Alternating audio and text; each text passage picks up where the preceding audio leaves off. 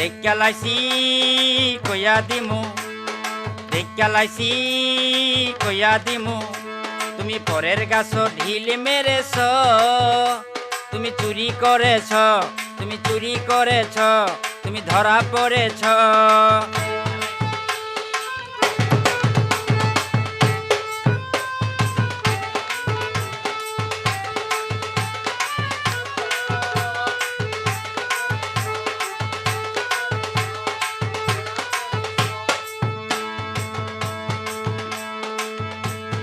নিজের গাছে ফল থাকিতে কেন অন্যের ফলে লোভ করেছ?